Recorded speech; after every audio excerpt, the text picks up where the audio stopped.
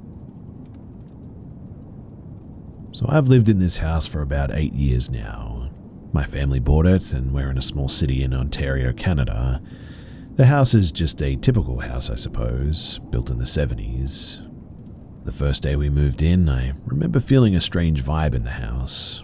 Didn't really put much thought into it though, and when we toured the house before buying it, I never got any strange vibes at all, so I just chalked that up to me just feeling weird.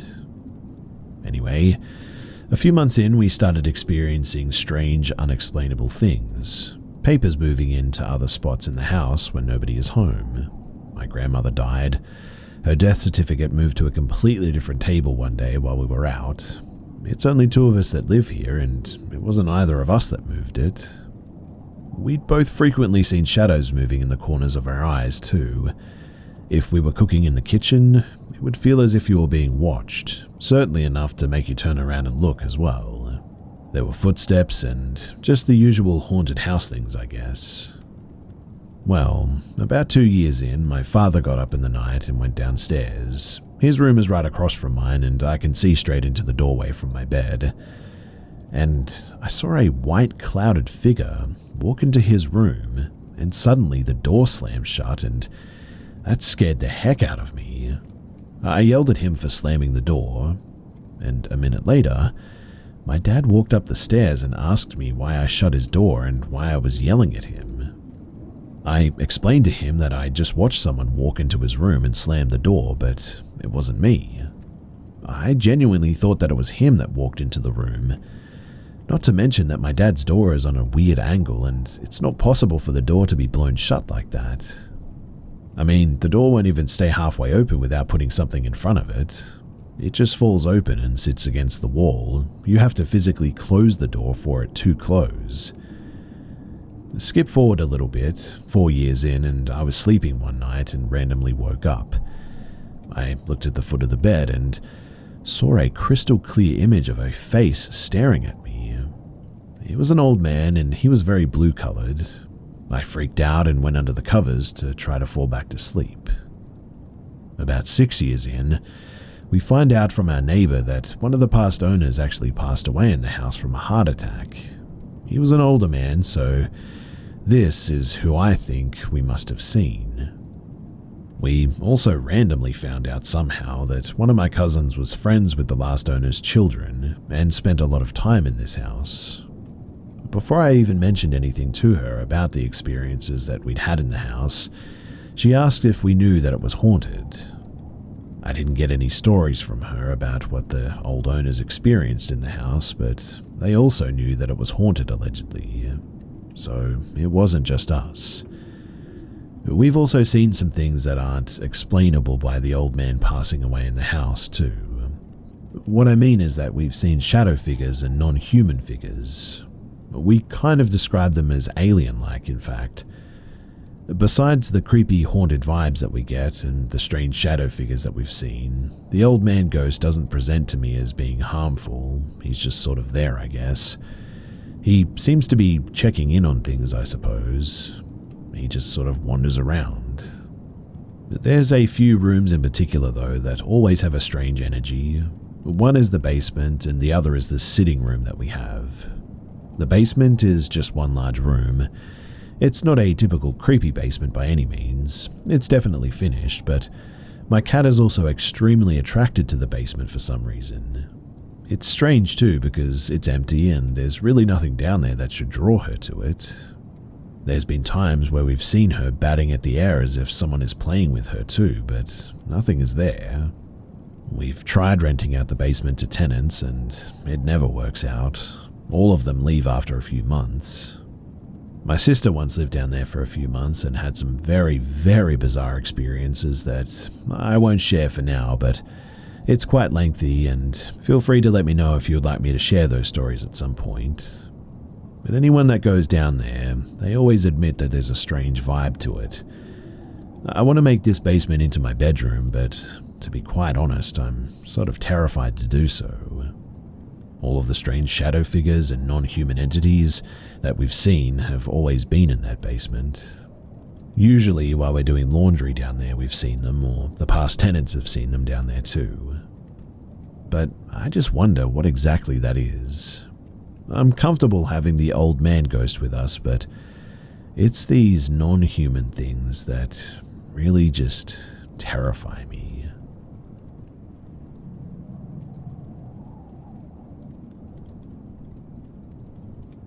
I'm a very logical scientist type, but I was raised as a Christian. Not super strict or anything, and we didn't go to church regularly, but it was ingrained that demons exist, so don't mess with them, don't play with Ouija, etc. Why take the risk? I had experiences in the house that I grew up in, footsteps and then laughter when I reacted. These were few and far between, mostly a general dark and uneasy feeling and feelings of being watched. Now when I'm there alone after not living there for years, watching dogs, I feel like a presence wants to keep me there, and it's much worse than when I live there. It feels like since it knows that I'm not there often, it wants to make the most of its old prey being there, I suppose. I have a history of PTSD, unrelated to the house, so I imagine that makes me the easiest target for a malicious entity. But I've been highly functional for about 5 years now, so it's not so bad.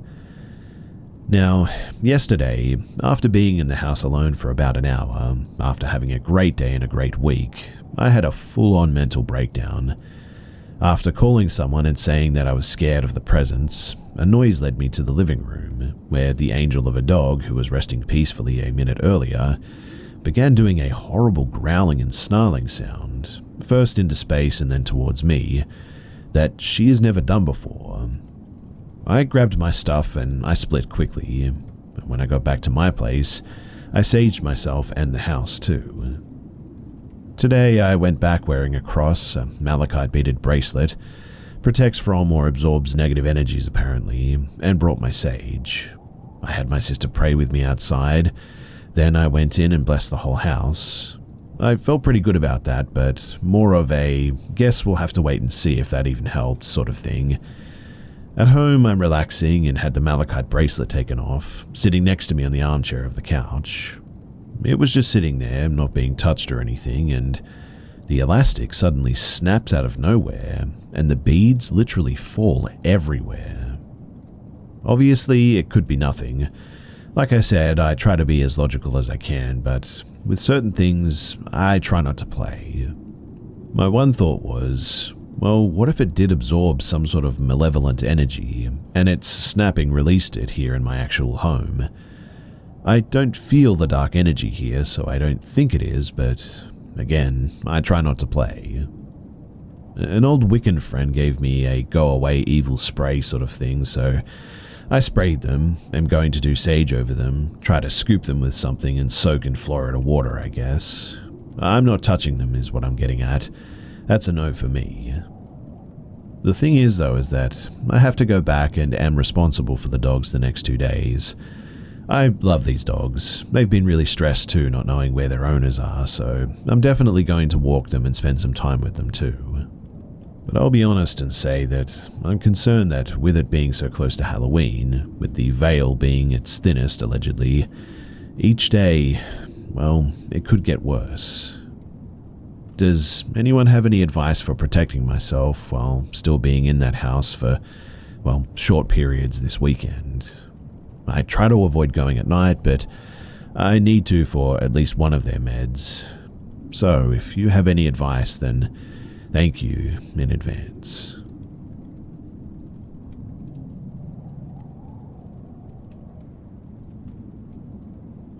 A few weekends ago, my friends and I set out for a camping trip in Lake Kagonza State Park, located in Staunton, WA. While finishing up some geocaching on a hiking trail near the outhouses, we encountered something, or I guess someone, strange. So, you can enter the trail after crossing the path of another trail that enters the forest. The trail that we were on circled a prairie that laid in the middle of the trail and was surrounded by forest. The sun was low in the sky. It had to have been roughly 6 p.m. The sun was just above the tree line as we started our hike.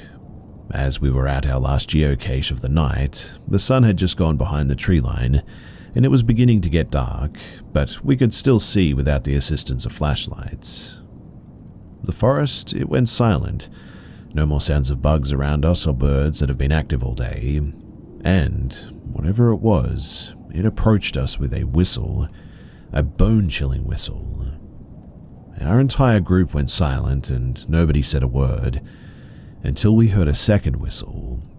This second whistle was more broken up than the first, I guess, and in the slightly tipsy state that I was in, I thought that it had been a human whistle as it was not perfect.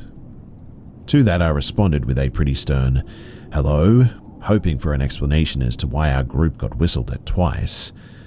"I thought you were dogs," a voice said as it rounded the trail towards us.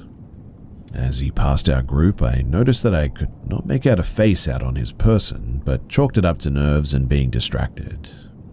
As a group, we agreed that while it was a strange encounter, we shouldn't really panic, but took it as a sign to get off the trail at this stage. But this is where things get even more weird. You see, all four of us in the group kept our eyes peeled for anything as we made our way back to the car, when suddenly this creature, calling it a creature as it surely wasn't human, suddenly appeared on the edge of the trail closest to the woods.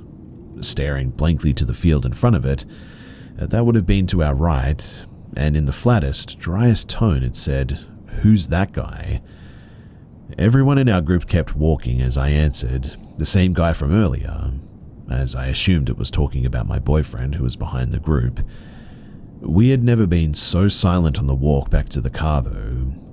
Checking behind our shoulders and our surroundings constantly, we made it back to our campsite where we decided, due to the time of the day, that it would be best to wait to pack up until morning. While we were debriefing our experience, I told my friends how, in neither encounter, I just couldn't make out any faces. Being a female hiker, I make a point to gather some facial features of anyone that I cross on the trail, just as a bit of a just in case. But no one in our group could identify a face, and in our own ways we described how the face on this thing was not a human face. It seemed to almost have a blurred effect over what should have been a human face. All of us had seen the same thing, like you could tell where the eyes, nose and mouth should have been, but there was just none on this person or creature or whatever. Being that it whistled and was not identifiable, we are convinced that we may have encountered a skinwalker, but the weird thing is that they're just not that relevant in that area of Wisconsin. It was a long night at the campsite with the impending feeling of being watched. I'm spiritually inclined and I took the necessary steps of protecting our campsite for a secured night's sleep, but I have had a strange encounter since then. I'm willing to explain those encounters at some point, but for now, I'd really like to get your thoughts on this.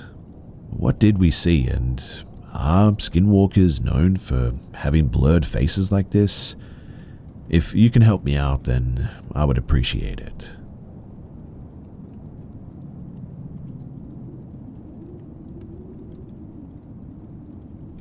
This is the second and the last of what I consider to be a paranormal encounter that I have experienced. This happened about 6 years ago, and I would love to hear your thoughts on it. So I was sleeping soundly when suddenly I felt a cold breath in my ear. It jolted me awake, but I didn't open my eyes out of fear of what I might have seen. I lay there motionless, pretending to be asleep. I could hear and feel every inhale and exhale. The breath was unnaturally cold, like the blast of air when you open a freezer, and it was right there brushing against my ear. For what felt like a few minutes, the icy breath lingered. Then it stopped. I felt a weight settle on my side, pressing down as if something was sitting on me. It was a little difficult to breathe with the pressure on me, but I was way too terrified to move. I stayed frozen, praying that whatever it was would just leave me alone. After about 15 minutes, the weight lifted off of me and I heard the breathing again, but it was above me now, on the ceiling. It hung there heavy and slow, moving to the center of the room, then it drifted to the corner above the door. Still too afraid to open my eyes, I tried to wait it out. It had to end sometime, right?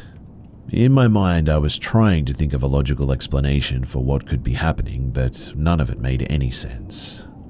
I'm a skeptic of the paranormal, but whatever this was, it definitely did not feel human. I lay there paralyzed, listening to the breathing for what felt like forever, but roughly half an hour went by and all I could do was focus on this heavy breathing coming from that corner of my room. I couldn't take it anymore though. I had to do something, because just lying there hoping that it would end felt more terrifying than confronting it. If I stayed still, it might never leave, and that thought was worse than the fear itself. I remembered the flashlight on my nightstand. I had to grab it. I had to shine the light on the corner, expose whatever was there. So I rehearsed the plan over and over in my head. How far was the flashlight? How would I grab it? How fast could I turn it on? I went through every detail like it was life or death, because it felt like it was.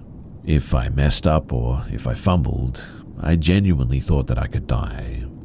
It sounds illogical, I know, but this whole situation was illogical, and when you go through something like this, it's hard to think clearly. Finally, though, I decided that it was time.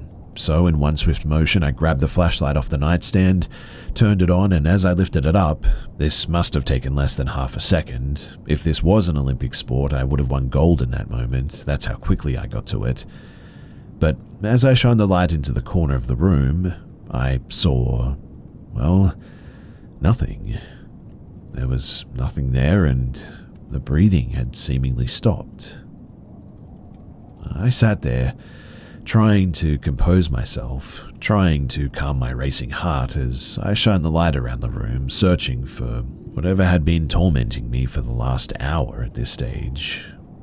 But there was no one, there was nothing, and I was alone. I got up and turned on the light, and then I sat there waiting for daylight to come, too scared to sleep now in case it came back. I don't have a logical explanation for what happened that night. How could I? How could I explain a chilling breath directly in my ear that I not only heard but felt? Crazy dream? No, this woke me up.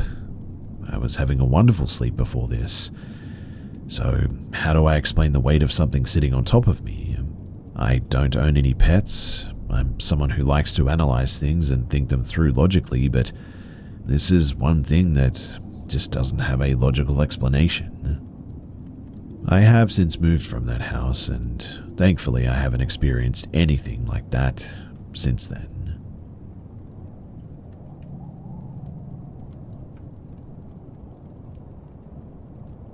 I, a 20-year-old female, have been with my boyfriend, 22 and male, for over 5 years now. Throughout our relationship, he told me that he keeps experiencing sleep paralysis, and that it became more and more frequent. He had maybe 1 or 2 the first 3 years, but last year they just kept getting worse. We are both students, and for the past 3 years he's been living in a rented apartment with a good friend of ours. Sometimes I spend the night there as well.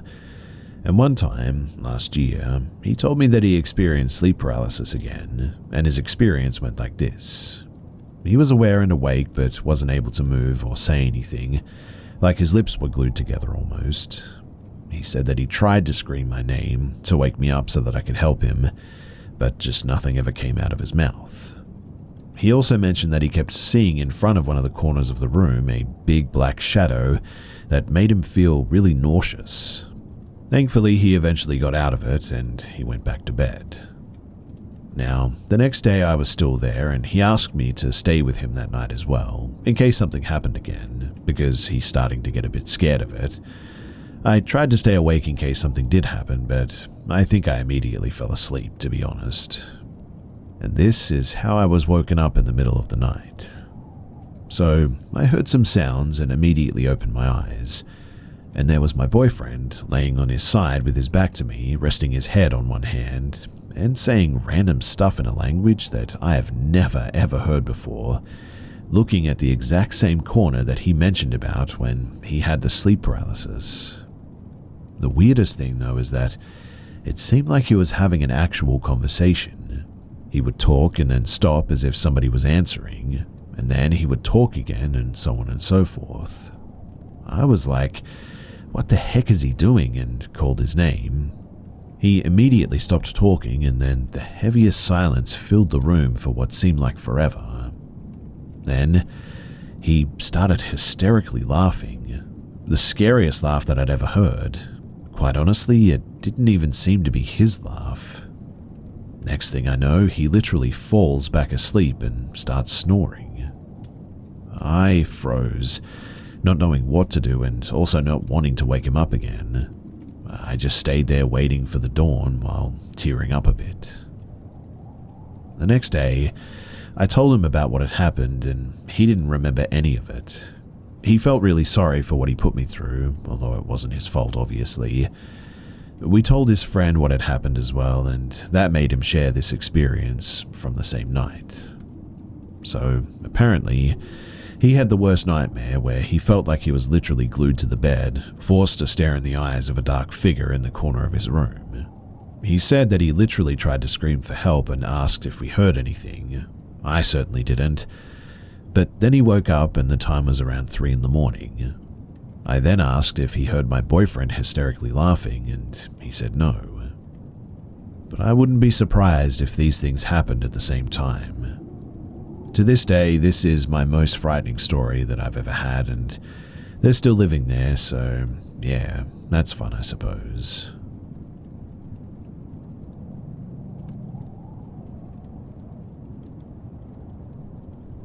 So firstly, I'll preface this with saying that I'm an open-minded person, but I don't instantly jump to the thinking that something is supernatural. I like to find a logical reason for something happening, and if anyone can bring any logic to this situation, then I will gladly take it.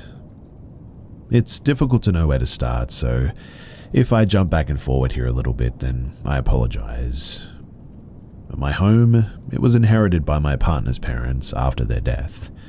His dad died 15 years ago, his mum 6 years ago. We lived in the house with his mum for a year before her passing, and in that time I was her full-time carer, and we became very close friends. When she passed away, we were distraught but knew that it was coming. She had stage 4 lymphoma and passed in the hospital. She was Irish Catholic, and after she passed, she was cremated and her ashes never came back to the house. I don't know if that's important, but I thought that I should mention it just in case. Now, my partner's dad didn't pass at home either, but his passing was much more sudden. He suffered a heart attack at work and died before the ambulance could get to him, unfortunately. Again, he was cremated, but his ashes did come home into the house, and both have since been buried in a family plot in Ireland. After he passed, I do believe that I saw his spirit in a mirror. When I entered the home one day, I saw him look in the mirror in the living room to check who was passing in the hall, like he has done many times before, when he was alive, that is. It wasn't long too after his passing, and I cannot be 100% about what I saw due to the grief, but this is not what I'm actually here to share today. The issue that I'm currently experiencing is a little more mischievous, I suppose. If I really think about it, this has been happening since we moved in, I suppose, but has really picked up momentum in the last few months. It started very simply. Something would go missing in the house, something that wouldn't normally go missing, such as an ornament in the living room, something that you would really have no reason to move. You would notice it was missing and look for it, get to the point of almost giving up, and then bam, it's right there almost right in front of you, and always somewhere that you have definitely checked before. More recently though, things that I need are going missing too. My keys, my debit card even, TV remotes, etc. The same pattern happens though. It's always you look for missing item, and just when you're about to throw in the towel, no matter where you've been already looking, it will appear in an incredibly obvious place where you have definitely looked. Now, I know what you're all thinking. You're just misplacing items, not looking hard enough, and then finding them later. That may be true, but it has happened to both my partner and myself, and us both collectively even. But it's the thing that happened yesterday, however, that is what is making me wonder what the heck is actually going on. So my partner is a bit of an idiot sometimes. He doesn't see an accident that's about to happen until it's too late. So he had his AirPods in his pocket. He pulled down his pants to use the toilet, did his business and pulled his pants back up. And when he did that, his AirPods fell out of his pocket, straight into the loo that he had just pressed the flush for. He saw the AirPods disappear into the water, and so they were no more. He told me immediately about this. He was obviously disappointed because they're definitely not cheap, but he was more mad at himself for just being an idiot. We put the incident behind us and we moved on with our day though. Now, at the end of the night, we did the close down for our house, turned things off, got the dogs to go to bed, and we're about to turn in ourselves when he lets out a little bit of a scream. I run to him and the AirPods are sat on the top of the fireplace. They were definitely the same ones, as they have a little marking on the inside and have a teal silicone cover as well. The logical response is that my partner is playing tricks on me, but this has happened when he has not been in the house and could not have had anything to do with it. I also don't know if there's a possibility I'm just losing my mind or something. I keep remembering the stories my mother-in-law told me from her childhood. She grew up in Ireland in a rural location and, oh boy, she has some tales. Ghost stories, banshee screams. Her sister swears she saw a leprechaun one night, but it's a different story. I would be here all day recounting all of them, but she used to tell me about when she was a child and things would go missing in the house. She used to shout, "Okay, it's time to give it back now," or something to that effect, and within minutes the missing thing would be back in place. Is this the same thing now? Was something attached to my mother-in-law and now she is no longer here, it's with us? There is also sometimes a feeling in the house, I guess you could say. It feels heavy. I've felt physical pressure on my shoulders, in fact. This usually comes when I feel down or scared or any other big emotion. The heavy feeling isn't unpleasant, but it's not comforting either. It's not bad or good, it's just sort of there, I guess. I'll also add that we do have carbon monoxide detectors and they're checked frequently along with smoke and heat detectors, so they're all working. And so my question for all of you guys is, well, what's happening? Am I just going mad? Is something paranormal happening in my home? Any input would genuinely be very much appreciated.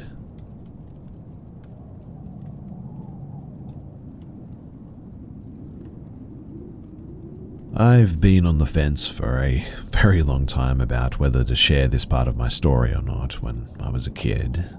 Perhaps it's because now I hope to find some answers to what I had encountered, but whatever the case, here's what happened. So I used to live in the suburbs of Georgia in a pretty quiet neighborhood. I spent 16 years of my life at that house and experienced a lot of unusual activity. Actually, my entire family has. Guests and close friends of mine who have spent some time at my house, they've always left feeling unsettled. For the rough 16 years my family and I were living in that house, we never spoke a word on the unsettling events that we experienced until we moved out. It was 16 years later when we broke the silence to each other and made my childhood experience less of a what if and into a scary reality. So my mum told me that when she first bought the house, she had invited a lot of her church friends to come in and bless the home. One of the church members, upon entering the home, felt inclined to go upstairs into the master bedroom. Mind you, this is her first time visiting. My mum was confused, but allowed her to do so. When the friend walked into the master bedroom on the second floor, she apparently looked like she was seeing something that she shouldn't have, and abruptly sort of pulled my mum aside and told her to pray because the room was flooded with unwanted spirits. Then the blessing of the home proceeded more intensely within the group. Interestingly, my grandmother, who was visiting for the first time, had made a comment about this room as well, saying how it doesn't have a good atmosphere. She wasn't religious at all, by the way. My sister and I slept in that room every night as children, since we preferred sleeping with our grandparents rather than ourselves in our dedicated rooms. I remember having sleep paralysis every single day, and waking up at odd hours of the night staring into the dark cracks of the bathroom doors. I would always get chills and then I would fall back to sleep. This was a daily occurrence, and when my sister and I got kicked out to the official move into your own shared room when I was 9, it was the same thing always. Sleep paralysis, wake up several times in the middle of the night, stare into the cracks of the doors, chills, and sleep.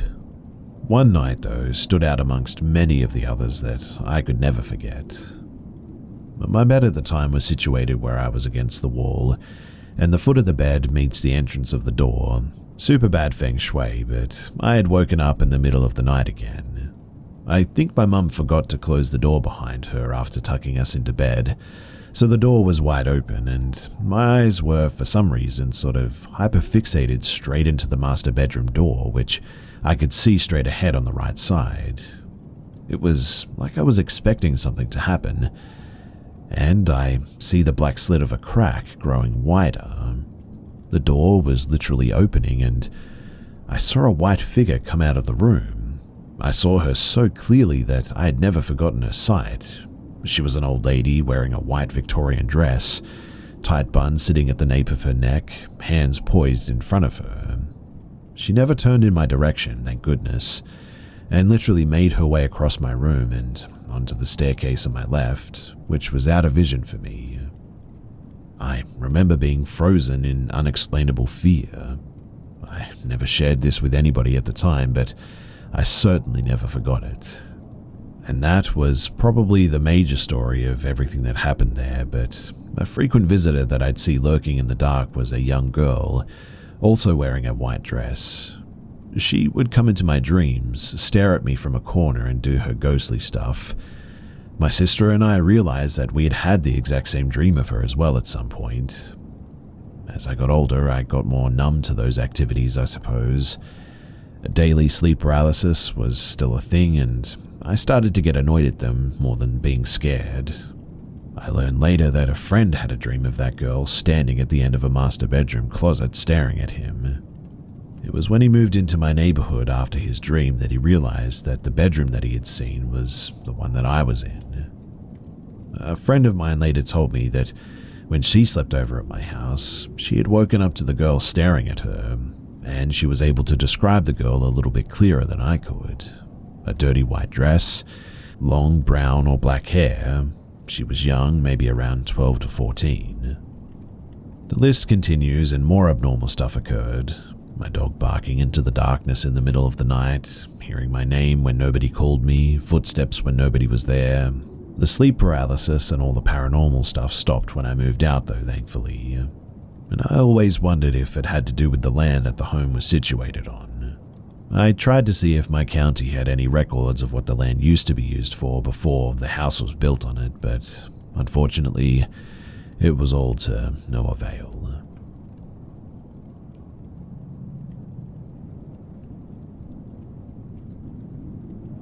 My name is Jules, and this story happened in 2022. At the time, I was a business school student, but my English skills left much to be desired. So to improve, I decided to take a gap year and move to Toronto, Canada, for intensive language courses. Since the costs were high, I found a shared apartment with some other students. It had 3 bedrooms and one was still empty, waiting for another student to move in. My roommate, Sandra, was a Swiss German, tall, almost 2 meters in fact, and 120 kilos, but also very friendly, and we quickly became friends. A few weeks later, Sandra told me that he was going on a week-long road trip through Canada's national parks. He was set to leave on a Saturday morning, while I had been informed that the new student would arrive that same day, probably around 3 p.m. Sandra left the apartment at 10 a.m., leaving me alone to wait for the new arrival. Hours went by, 3 p.m., then 4 p.m., 8 p.m., 10 p.m., and still no one. I grabbed a bite to eat, watched a show on Netflix, and eventually decided to go to bed. Around midnight, I was suddenly awakened by knocks on the apartment door. I heard someone coming in. That must be the new student, I thought to myself, before hearing an unfamiliar voice explaining the apartment's layout. I stayed in my room, too tired to go out, and eventually I fell back asleep. But a few minutes later, there were knocks on my door. Once, then a second time, and then 10 minutes later. Thinking that there might be a problem, I eventually got up, and I found myself face to face with a young Japanese woman around 25 years old. I quickly explained a few details about the apartment. We exchanged Instagram handles, and then each of us went back to our rooms for the night. In the following days, she often asked me to accompany her when taking the bus or the subway. I gladly helped out, showing her the stops and the good spots for getting around, and then returned to my routine between classes and gym sessions. But gradually, something strange started to happen. You see, every evening when I came back, she would always be talking to me, either by message or when we bumped into each other in the apartment. The situation became increasingly heavy too. Then one evening, while lying on my bed, I noticed a figure on the shared balcony right in front of my bedroom window. She was leaning against the railing, staring at me. Her gaze was piercing and unsettling. When she realized that I had seen her, she quickly turned away and went back into her room. I sort of shivered at that, but I tried to convince myself that it was just a coincidence. Later, around midnight, as I turned off the lights to fall asleep, I glanced out the window again, and she was still there, standing, watching me. Our eyes met again, and she vanished instantly. The scene repeated itself the following nights. Every evening, I would watch her watching me from the balcony, always at the same time, always with that fixed gaze. And every time she disappeared as soon as she realized that I had noticed her, but the night before my departure, the situation took an even more disturbing turn. One morning I had to get up particularly early for an appointment. It was about 5:30 in the morning when I left my room, and the entire apartment was shrouded in darkness, except for the faint light filtering from underneath the bathroom door, where I was brushing my teeth, when suddenly I heard a noise behind me. The young woman emerged from her room, silent, her footsteps softly echoing on the wooden floor. She knew that I was there, and she saw the light under the door. I froze, a chill running down my spine all of a sudden.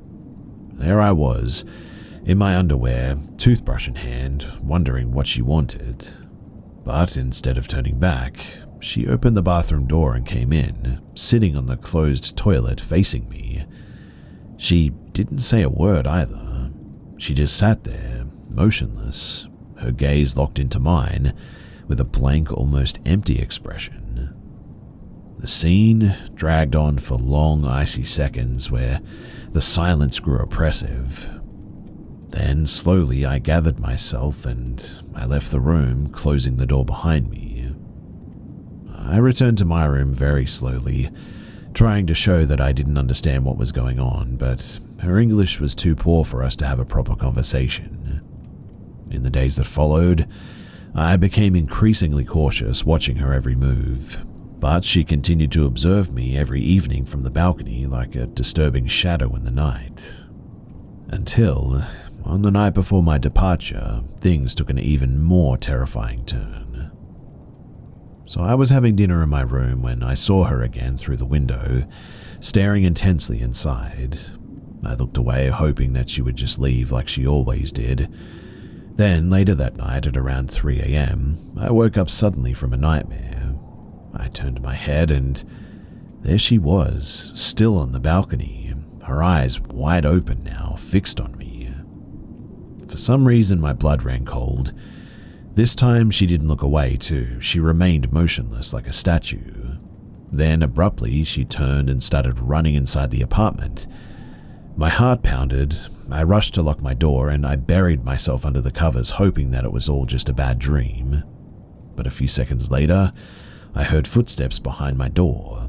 Then an attempt to open it, gently at first, then more forcefully. She was pressing on the handle, trying to get into my room. Panicked, I remained still, holding my breath, and then everything went silent again. I heard nothing more. She must have gone back to her room, I guess, but that night it felt endless. I returned to France the next day, and she was no longer in the apartment for whatever reason. I don't know what was up with her. I guess maybe she was fascinated to see a European. That's my best guess, but something tells me that there was more to it. Her eyes were just wild, and she seemed, well, sinister to say the least. Anyway, I also thought that she might have been looking for an adventure with me or trying to steal my passport or something. Again, I'm not entirely sure, but do take care, everyone. This is a story that I'll never forget, and I hope it helps others to stay alert and aware when traveling, because you just never know who you might come into contact with.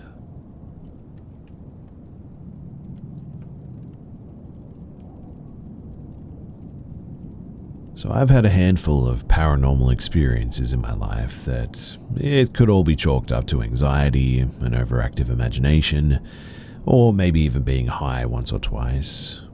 Well, all except for one. It was pretty minor, but I still haven't been able to explain it, no matter how I rack my brain over it.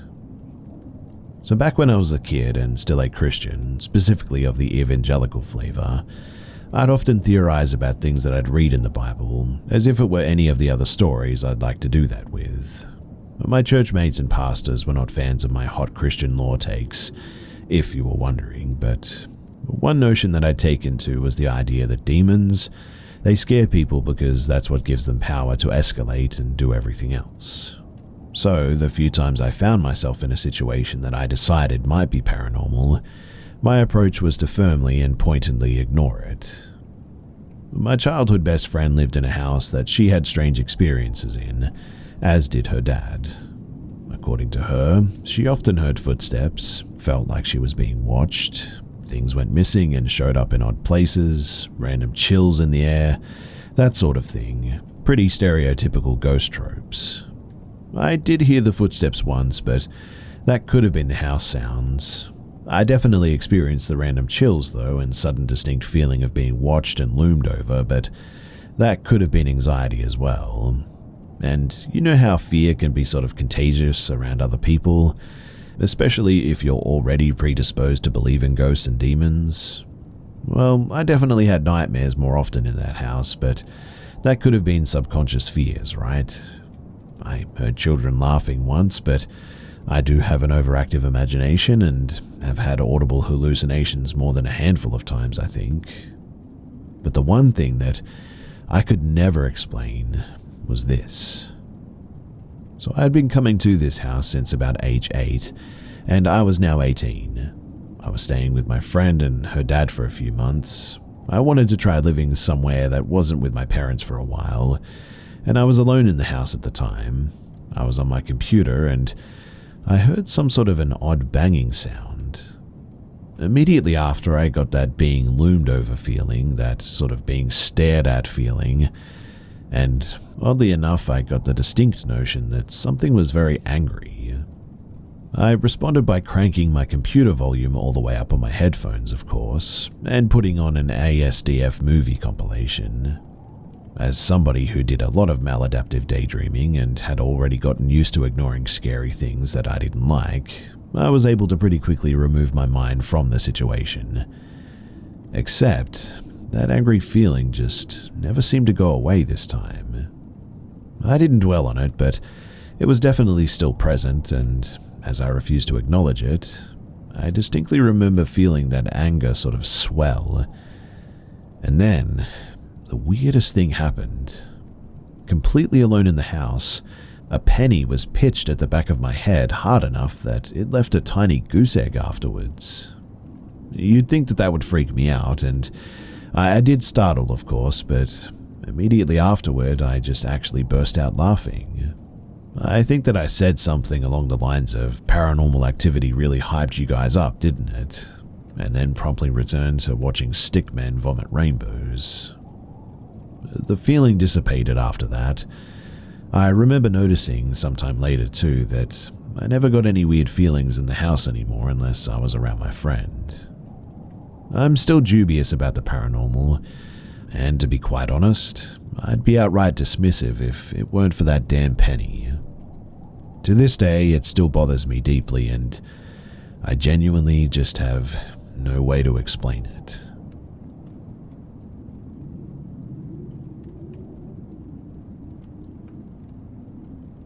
So this one time, I was at Walmart with my dad.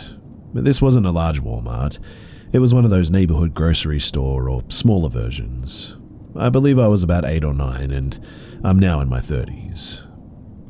We were grocery shopping like any other night.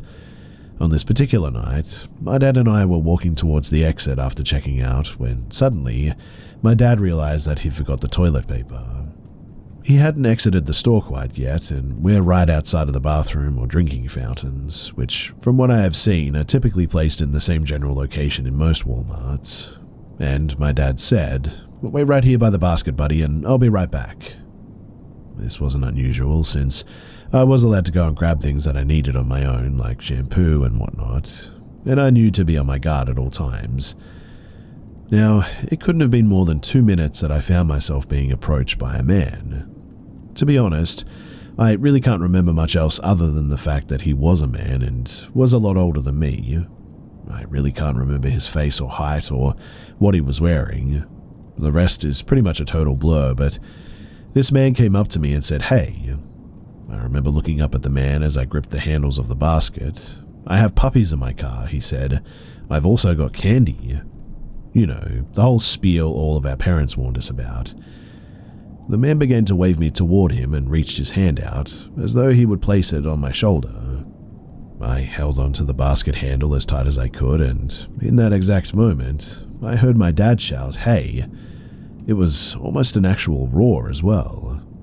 The man, he reacted instantly and moved so quickly through the exit doors that it almost looked like he evaporated. My dad, he grabbed me and was likely putting together the pieces faster than my little brain was processing the whole thing. Since nothing actually came of this though, I can't say for sure what the man's motives were. Regardless though, my dad will always be my hero, and I'll never forget the lesson I learned that day about the importance of being aware of your surroundings at all times, no matter how often you have been somewhere or how comfortable you may feel there.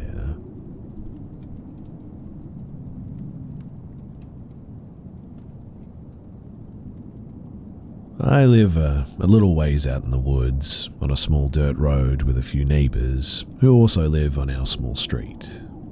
It's a quiet place, I guess. We all know each other and get along pretty decently. Given that we host little bonfires sometimes and invite the neighbours around to grill and have a few drinks, we often discuss things that we've seen lately in our little patch of the forest. A group of lovely deer, a mischievous raccoon, or the odd wandering bear often are topics of conversation. However, inevitably, we often end up on the subject of a mutual experience most of us have had with unexplainable phenomena happening around our homes. It's really no secret that my woods tend to make people a bit uneasy. It's dark, it's quiet, and that tends to make people a bit tense. I'm definitely no different too. I mean, I don't go outside after dark if I don't have to, and I get spooked at times when an animal makes a ruckus. There are some things though that I just cannot attribute to animals. To start though, I have to go all the way back to when I was 13, when I first moved onto this property. I often felt watched at night, I guess you could say. I was terrified to sleep without the lights on. I tried my best to ignore it, but I was honestly terrified to be outside at night or to be here alone. For my 14th birthday, I decided to face my fears so I could pitch a tent outside and camp in the yard with a few good friends. One of them left in the middle of the night because they were so anxious. Another left early in the morning after barely sleeping all night. The last friend stayed a couple of extra days, but was creeped out the entire time that we were there. She claimed to have briefly seen the apparition of a pale woman with dark hair as well, standing in our yard, and allegedly felt something touch her at night. She was truly terrified, and I could tell that she was being honest. Like when I tapped her shoulder once, she startled very easily and almost hit me out of fright. This was very abnormal for her, and I spoke to my uncle who lives next door about the woman that she saw, and to my surprise, he claimed to have also seen the same apparition multiple times. He wasn't even surprised when I brought it up. I moved out not long after this, but recently I've moved back here. Since returning as an adult, I've heard several stories from my family and neighbors about weird phenomena like this too. My uncle has seen the lady, but also shadow figures, and heard some unnatural noises coming from the woods at night. As a man who has lived out here for over 40 years at this point, he's very familiar with the unusual sounds of animals and nature, and he didn't think that these sounds were natural. His wife has also seen shadow figures and weird masses of black energy. She claimed to have been pushed over by an unseen force after witnessing one of these black masses of energy, and she has never gone outside at night since then. My grandmother claimed to have been chased by a shadow entity several years ago on this property while walking back from my uncle's place. It stopped at her front door and watched her while she cried and called my aunt and uncle for help, understandably too, and they told her to light some sage after this. A couple of neighbors have claimed to have seen similar shadow figures, as well as the apparition of the lady on occasion. I still feel watched, and I regularly cleanse my house to keep, whatever this is, out there as far from my home as possible.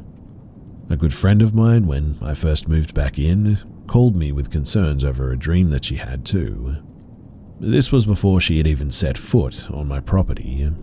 She described my property perfectly, and described seeing the same pale woman that multiple people now have seen. I was understandably shaken by this, considering that she'd not once been to my home at the time, and I hadn't really discussed the weird happenings with her at all. She did spend the night one time, but after that just refused to do it again. My street is honestly super creepy, and I've come to accept that something more is here. With all of the shared experiences, I just cannot deny that something is out there now. It's been here a long time from what I can tell, and seems to make itself known to anyone who spends enough time here.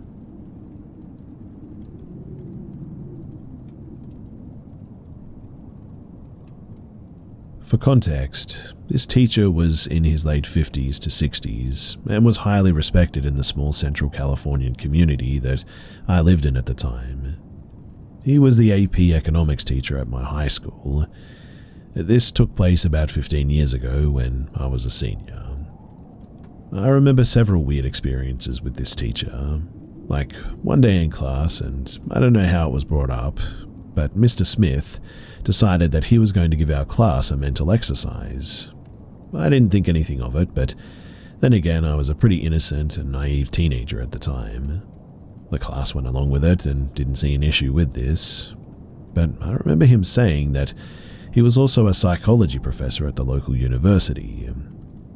Anyway, he told the class to close our eyes and meditate for a few minutes, and begin thinking about immersing ourselves in a body of water.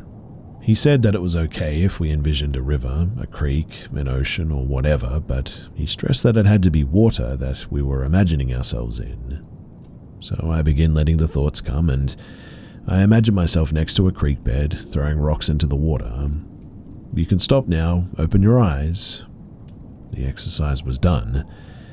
He told us to remember our visions, and he said that he was going to ask each of us what we imagined. Mind you, the class was split between girls and boys, so each of us go around, one by one, and tells the class out loud what we thought about. I remember a boy in my class said that he imagined himself in a rushing waterfall, that there were girls that mentioned that they were swimming in a lake, fishing at the pond, and so on. My turn came, and I told Mr. Smith in our class that I imagined myself next to a small creek. I specifically remember that he has this sort of weird grin the entire time each of us were telling him what was in our minds during this exercise. Mr. Smith finally told us why he had the class do this exercise. He said the exercise was to measure our sexuality and our awakening, I guess you could say.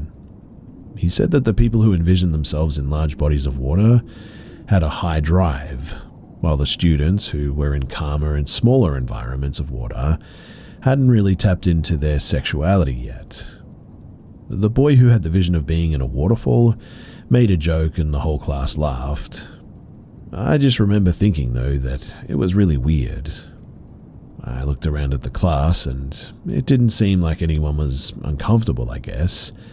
If they were, they didn't voice it or express it. Mr. Creepy, though, also did this thing where he would pick on a student and ask them a very specific question from our economics textbook. If the student didn't give him an answer that he liked, he would stare them down for literally what felt like a minute without saying anything. You could feel the tension in the class too in these moments, and usually the student with the wrong answer would sink down into their seat with humiliation. Anyway, a few months later, I approached Mr. Smith after class and asked him what I could do for extra credit.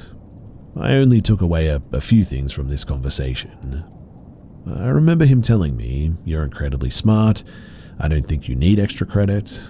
Okay, but still, I wanted extra credit. So then he says, "I love your shirt. Where did you get it?" I was wearing a shirt with a unicorn, a yellow yield sign, so I told him that I bought it at a thrift store called Red Light located in Seattle, where I'm from.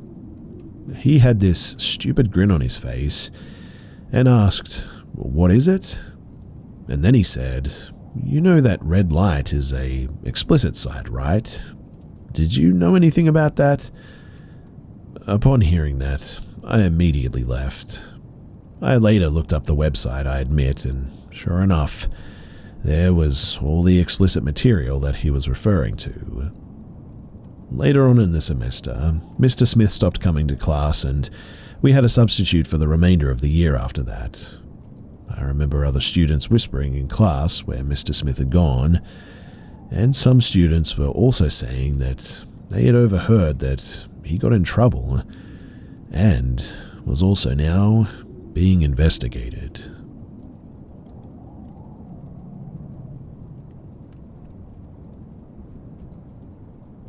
When I was a Mormon, ages 18 to 28, I went on a mission for the Mormon church like all Mormon men are supposed to do. It was a rite of passage, basically, and it was a full-time sales force for the church.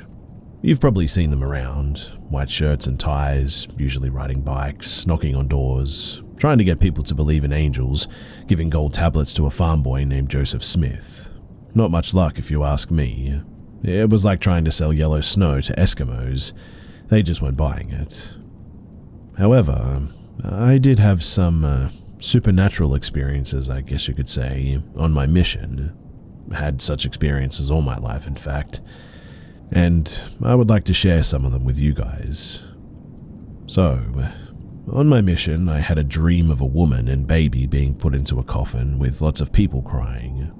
I woke up very depressed and sort of sad, and the next day we tracked it into an active member family who recently lost the wife and baby of the son at Ocean Shores, Washington. She was holding the baby in the surf and a wave came up with a log on it, hit her in the head. She died and unfortunately the baby didn't make it before they could rescue him. They were both buried in the same casket, and they were the people in the dream. Another time on a mission, we rented a room in a house from a crazy woman who ran a boarding house for men, and a voice called my first name from the closet at night. Mind you, nobody knew my first name, not even my companion. On Mormon missions, missionaries go by Elder so-and-so, and they don't use their first names. But the voice, it kept calling my first name. But how did it know that? I woke up one morning with 3 deep scratches from my groin to my belly, like teen tattoos. They didn't bleed, but man did they burn. The woman had no cat, by the way. A rat could have done it, I suppose, but it would have wakened me up, I think. I never did tell the woman about this, but the next day she said, "Oh, by the way, this house is haunted." Well, we left the very next day. On another occasion in the city of Pacifica, south of San Francisco, We were tracked into an active smoking woman. We chatted inside his home near the front door. All he could talk about was how much of a promiscuous woman his daughter was. He heard a knock on the door though, and he opened it, and there stood a massive American Indian about 6'7" or so. The smoking Mormon introduced the Indian as his neighbor Joseph. And when I looked at this Indian, a voice said in my left ear, "He's a murderer." I froze. The hairs on the back of my neck stood up. They chatted for a minute and Joseph left.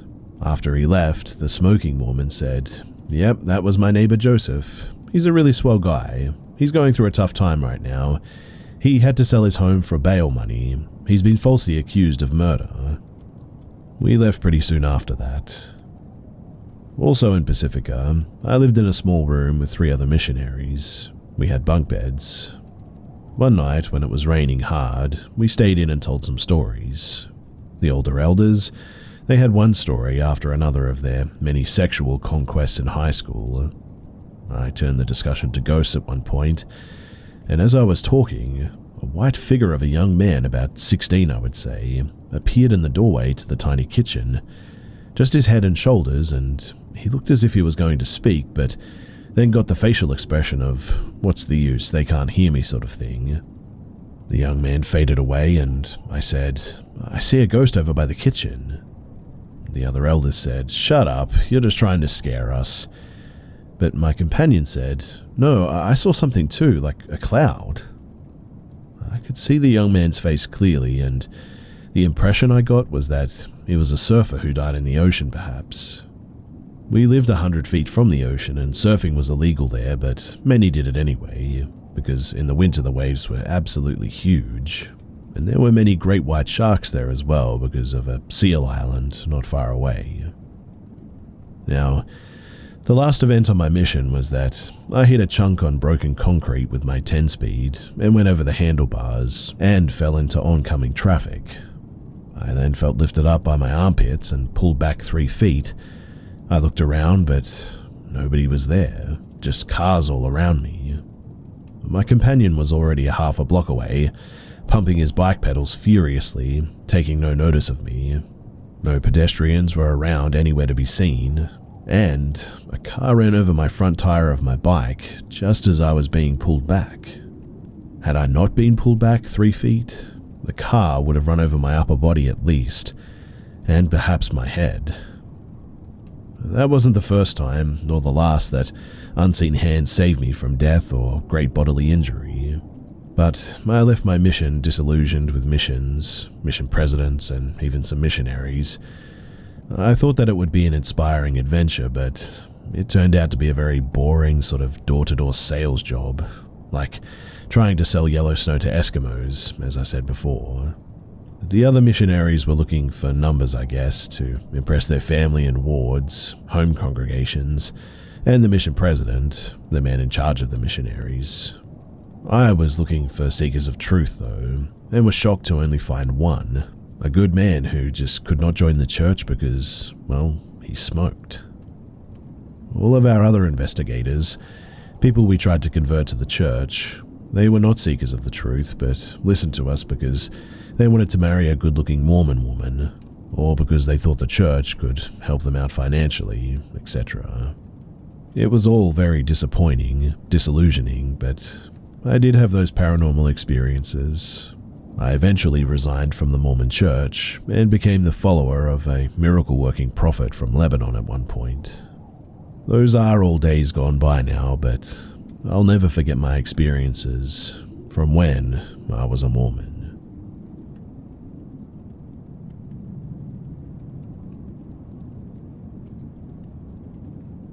I have never truly believed in the supernatural. I thought that it could be possible, I guess, so I stayed the heck away from Ouija boards and the like.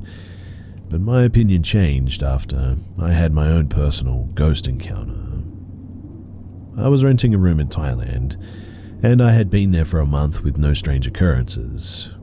However, on my second to last day, I woke up and something was off. I felt a distinct presence, I guess. I knew someone was in my room and that he was male.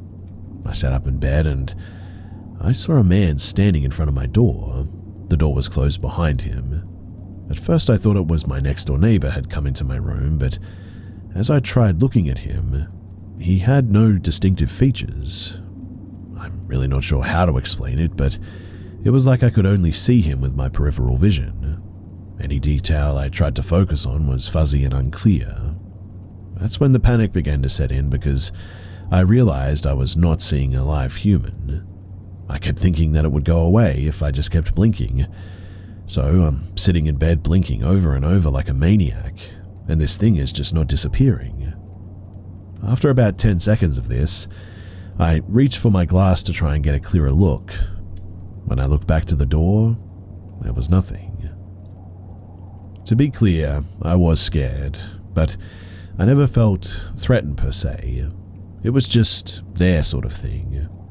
I was so convinced I must have had a full-blown hallucination, I just went about my normal day. My host called me later in the day to invite me to the market with her visiting family, and I casually said, for sure. Also, I think I saw a ghost this morning. She responds, did you actually?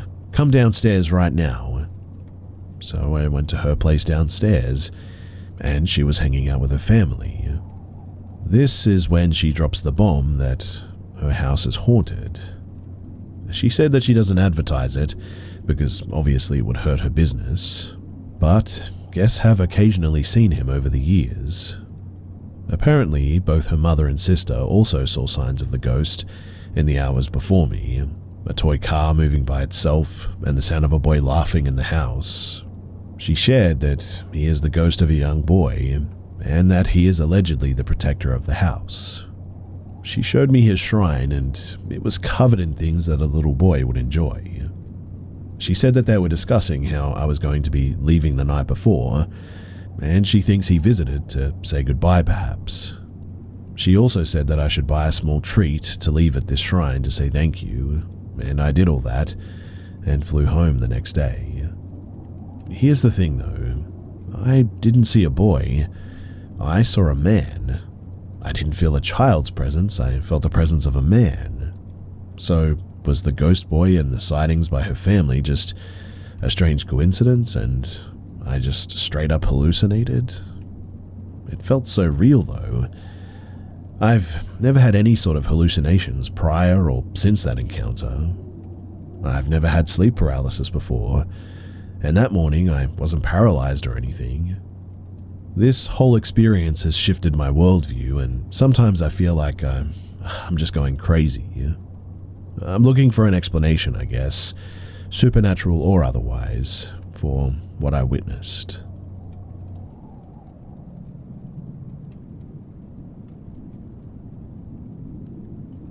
I've lived here for 10 years now, and there have been things that have happened that have driven me to find answers about it, and even at times beg my husband to leave. I often hear disembodied voices, so compellingly I think someone is in my house, so I go meet them, only to find that there's nobody there. For a while, my front door would open and close by itself. It's a heavy door, made of steel and glass, and there's no way that it could swing open by itself and slam shut. The knob has become a little stuck over the years, and we often have to try multiple ways of opening it now. I even started dowsing to try and find if there were any higher energy fields in my house. I've read so many books to try to explain the sense of anxiety that I get here as well, from fairies to telluric currents. My pendant showed me a path that goes from a hill outside my house, through my house, out the other side and down the creek. After asking it to show me the door that it comes through, I came into my living room from working one day to see the door had been put up in search on my TV, which honestly, I have no idea how that happened. Just yesterday, I noticed a handful of little white pills on my coffee table. I have no idea what they are and how they got there, and neither does my husband. There were probably 10 or so just sort of lined up in a row with no suggestion of how they got there or who put them there in the first place. I've spent 10 years now trying to figure this out. And I haven't even gotten into everything that I've experienced here. If anyone has any ideas or suggestions, I would genuinely love to hear them because, like I said, this whole thing has me absolutely freaked out and I just want to get out of here.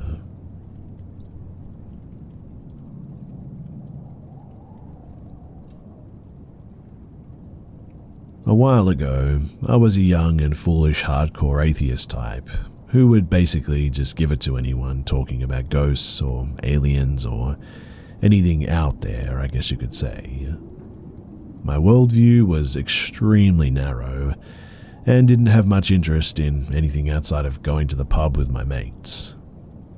Now, I want to share with you guys the experience which forced me to completely 180 from that old, annoying character into someone who fully believes, no, not believes, but knows the existence of the spiritual world.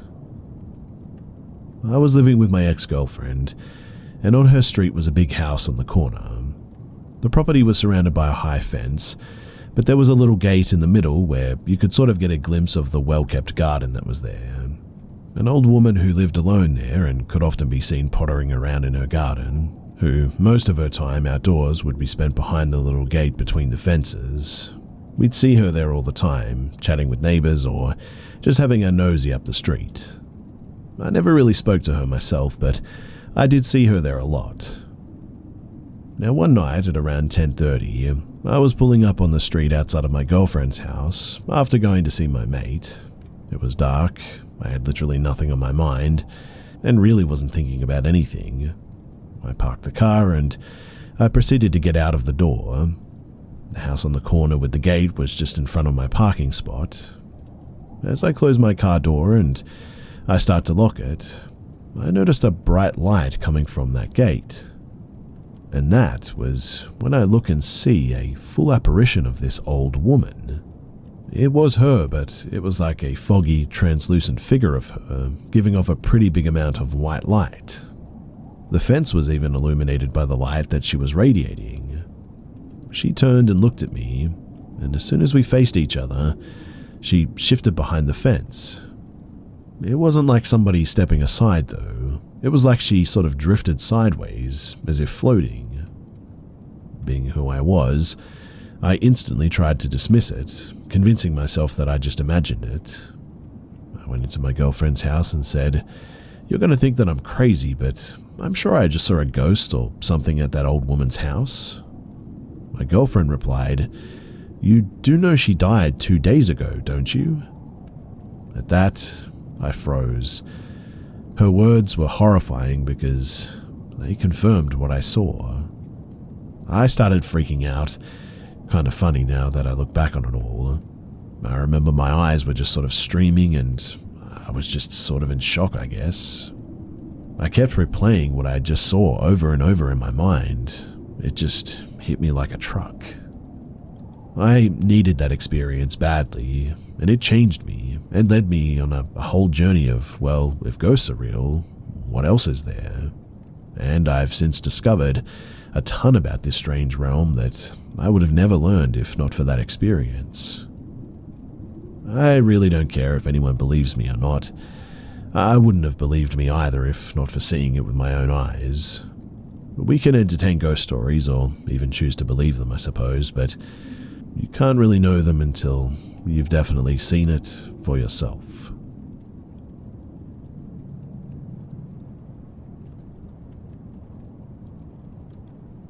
I personally have never really shared this, though my wife and girlfriend loves to share this story with anybody who will listen. Years ago, when we first met, my wife and I shared a love of photography and exploration.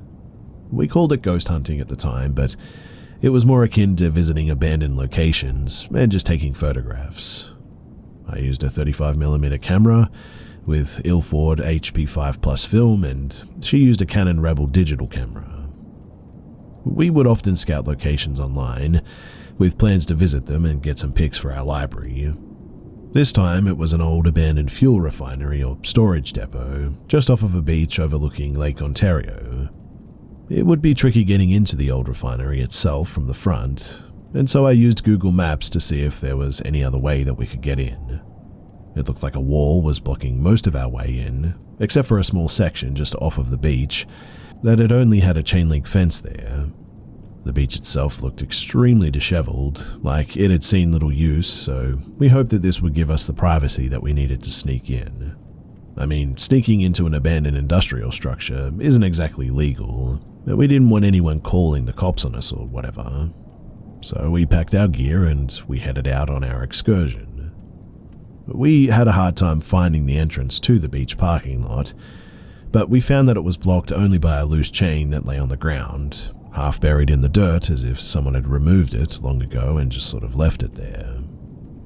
As we pulled into the parking area, there were no cars except for ours, which we noticed immediately. As we pull in and I park, my wife points out and says, "There's people here." I look up and see several dozen people, all along the shoreline, and all staring out at the water at literally nothing. No ships, no planes, no boats of any kind. They're all just sort of staring blankly. There was nothing particularly interesting about these people. They were all different age groups, from young adults to elderly, though there were no children and all were dressed as you'd expect people to dress.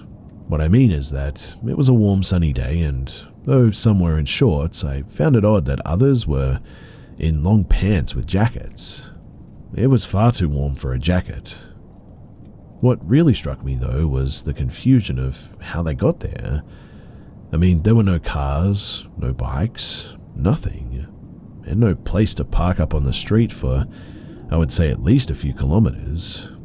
No houses nearby either, so no chance of locals.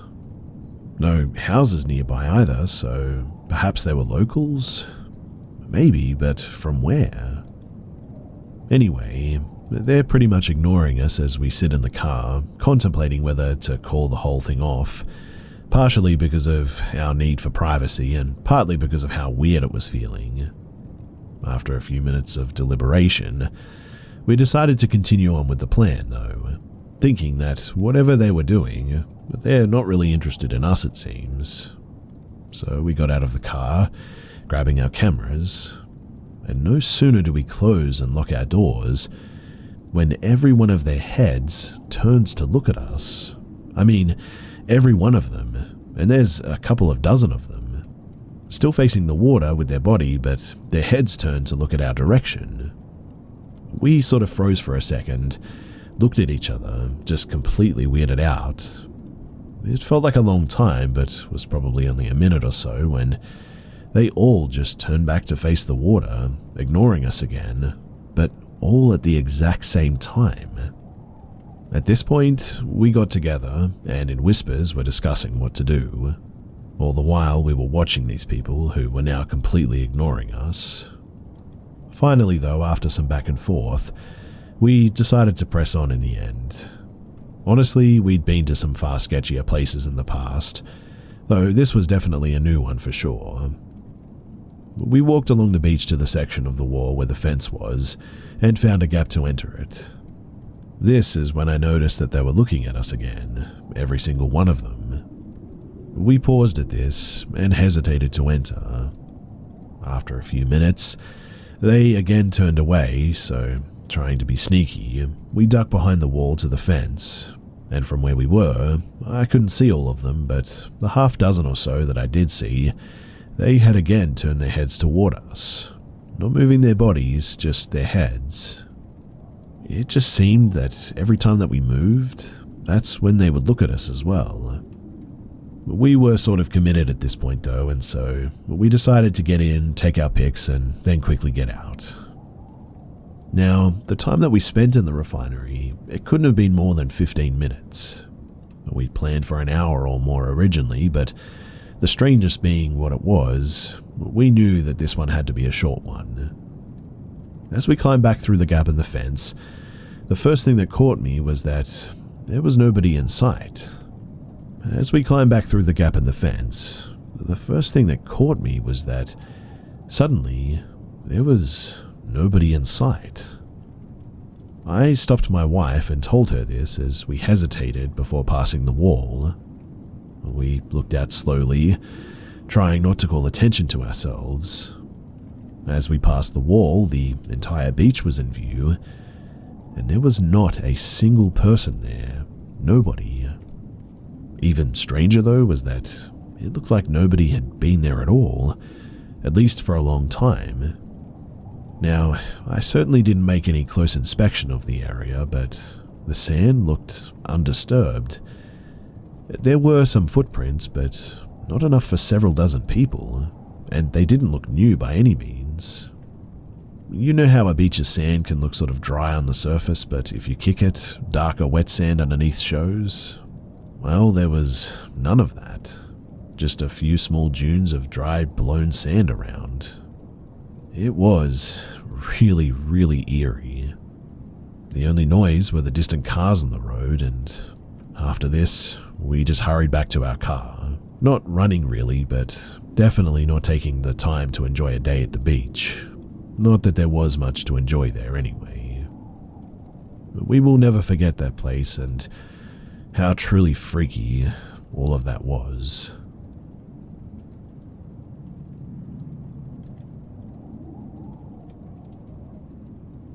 This story is of some of the first memories that I have.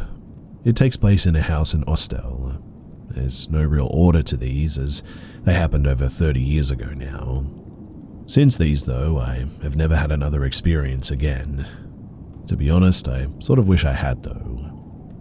So I had a toy record player that was plastic.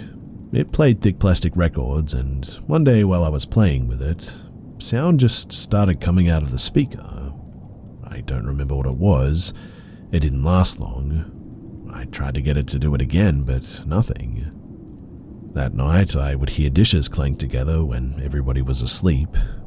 The way my bed was in my room, I could see down the hallway, and one night, while laying there, I saw a skeleton peek around the corner and wave at me. Another night, I was sleeping on my stomach, and I felt a hand or a claw down my back. Not hard enough to be painful, but definitely enough to wake me up. The next morning, I asked my parents if they had been in my room or not, and both of them said no. These things didn't really scare me, I guess, as I wasn't really old enough to understand what was going on. But the next things, they definitely did scare me and are 100% as I remember them. So I awoke one night to my bed moving, shifting around, levitating even. I heard two male voices talking. I quietly said, "Hey," and one of the voices said, "Shut up, kid." I promptly did just that, and I hid under my covers until I woke up the next day, which is the theme for the next two as well. My mother was sitting on the side of my bed. She was wearing a towel around her body and one around her head while she had just gotten out of the shower. We were praying at the time, and she laid me down to go to sleep. I pray the Lord my soul to keep, and it was at this time that she just sort of faded away. I screamed for her as loud as I could. She came running out of my sister's room into my doorway. Behind her, soldiers in full uniform came running out as well. I hid, and my screaming seemed to have not been heard by anyone, like I was in a bubble at the time. The only one that heard anything was my mother, who came running. The final story is when I went to my parents' room to climb in between them one night. They were both very much asleep, and after laying there for a few minutes, I hear a voice. "Hey kid." I look at the foot of the bed, and there's this ventriloquist doll, Charlie McCarthy, just sort of, I don't know, like standing there, or floating maybe. Mind you, I didn't know that this was him until much later, but he asked me what my name was, what my parents' names were, and after that I got too scared and I hid under the covers. I once wrote the people who lived in this house a while back, asking if they had anything happen to them, and unfortunately I never got a response. But those are my experiences, and to this day I swear by them that they are true.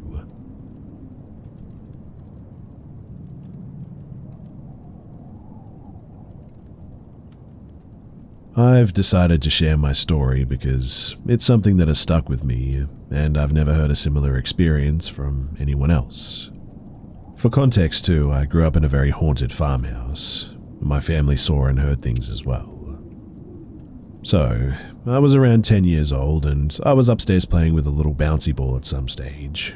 I bounced it and it went behind a big dresser, so I went over to grab it naturally.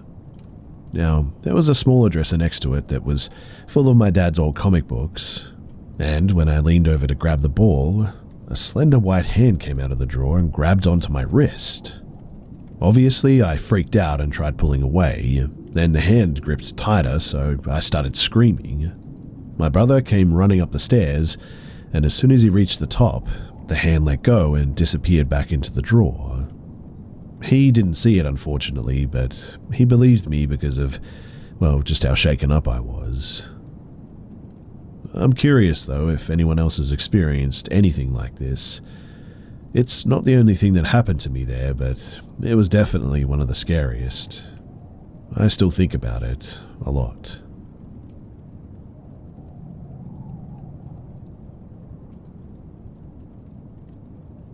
This happened back in 2017, and I still remember it like it was yesterday. I was in my bedroom laying on my bed. The way the bed is positioned, you can sort of see out into the living room, seeing the TV. My door was open at the time as well, and it was about 1 a.m. Now, the living room television turned on by itself to its loudest volume, and it startled me a lot. I didn't think too much of it because I assumed it was my stepdad, because he enjoys playing pranks on me all the time. So I waited it out until he would come out laughing or do some sort of a jump scare, but in the end he never did. In fact, he came out of his bedroom asking why the TV was on and why it was so loud. Quite honestly, I thought that he was joking, but he was really serious and had a sort of groggy look on his face. So, he turns it off and we go back to sleep eventually. The next morning, I ask my dad why the TV went off like that, and he claims that it was the connection to the satellite, and it was nothing to worry about. His explanation, though, it never really sat right with me at all, because, first off, that just doesn't make any sense. We don't have a satellite. We had Xfinity at the time. And that television, it didn't have cable, just my dad's room. I asked him again, and this time he tells me in a soft and serious tone, "Don't tell your stepdad that it was a ghost or he's going to freak out and be terrified. Just say that it was the satellite and move on." I did just that as to not cause a commotion, but man, I was absolutely terrified now. Mostly because a few days later, it happened again, this time in my room. I had just turned my TV off after gaming for a few hours, when not even a minute later, my TV turns on by itself. And to make it worse, the TV in the living room turned on too at the same time. That was downright terrifying. I also honestly don't remember what I did after that. Maybe the anxiety is just blocking it all out, but I'll never forget that experience, with the TVs both unexplainably coming on like that simultaneously again.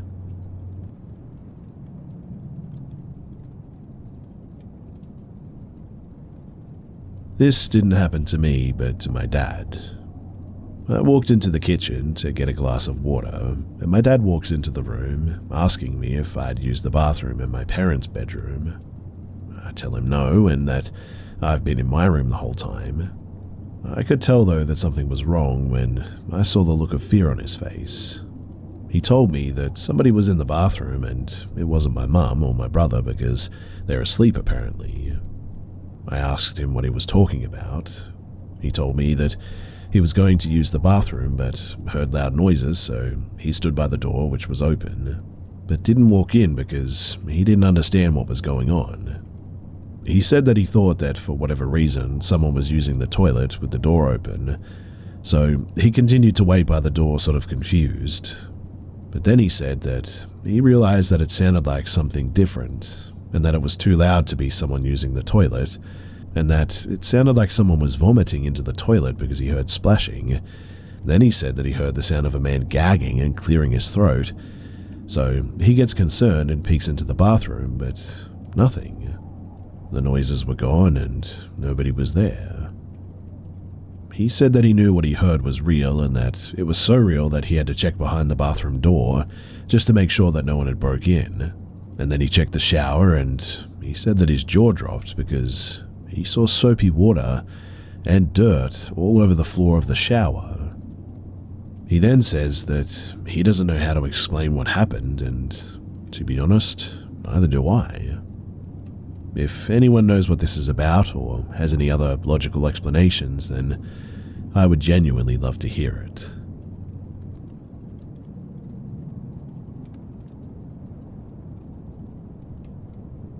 I'm really not quite sure how to start this, so I'm just going to say it. I have some sort of an entity in my house that is getting more and more active, and I really don't know how to get it to stop. The lights in my bathroom flicker, even when I screw them in more. Lights in my bedroom have turned on and off by themselves, at the switch, mind you. I often see something in my peripheral. Whenever I look at it, it disappears, but it seems like it's wearing some kind of black robe, and I feel or hear 3 gentle taps on my temple every now and then, usually when I'm trying to fall asleep. It's unsettling having this much activity lately, since the activity had previously declined. A little bit of background. I live at home with my family. I'm in my childhood bedroom in the basement. When I was a teenager, I was really stupid, and at one point, 2018 if I had to guess, me and my friends held a seance with a Ouija board in my room. We had contact with something that called itself Jason. It told us things that we knew were lies, like that it died in this house, no previous owners mind you, and stuff like that. We said goodbye and thought that that was the end of it, kept the Ouija board in the hall closet. After that, there would be random cold spots in my room though. Like, you would be sweating from the space heater until you sat on the bed and it would be super cold. There was also a really uneasy feeling in the hall where the closet was. Then at some point, maybe 2021 I think, I started seeing this thing. It was like it used to be a woman, but there was black instead of a mouth and eyes, and it was smiling literally from ear to ear. I would always pretend that I didn't see it, walk past and go about my business. I eventually told my friends in 2023 about that creepy thing and explained how it was next to the Ouija board. We eventually made a plan to bury the board. I took the board to her place, she gave me some sage, and I tried to light it over the Ouija board, but the spring in the lighter shot straight out, leaving the lighter completely useless. I did get another lighter and lit it away from the board and cleansed the board. Then we talked about where to bury it. It was around this point that we saw a very young kid standing in the street just sort of staring at us. We went to see where his parents were, but as soon as we walked his way, he just ran. We watched him go into a house that my friend thought was abandoned, and my friend swears that he was a demon, but I think that she was just being paranoid. In any case, we left the board on the sidewalk to go and get some lunch because we were really stupid, and when we came back, you guessed it, it was gone. I figured at the time that since the board was out of my possession that I was safe, so I went home and cleansed my area very thoroughly. I stopped seeing that terrifying apparition, so I figured all was well, even though I still couldn't shake the being watched feeling. There are a lot of antiques in my home, so I figured that it's possible that something from one of those was watching. A lot of people who don't know about the Ouija incident have said that they feel like they're being watched or something isn't right in my room. I would just ignore it because it was just bugging me too much and I cleansed my room. Just an eerie feeling and a light flicker here and there. Seemed harmless enough, to be honest. But now, it's getting ridiculous. I'm having trouble sleeping because I'm seeing something moving around my bed and I wake up several times around 3 or 4 in the morning. And so my question for all of you guys is, what do I do? Any knowledge or advice or similar stories are greatly appreciated because, quite honestly, I'm just out of ideas.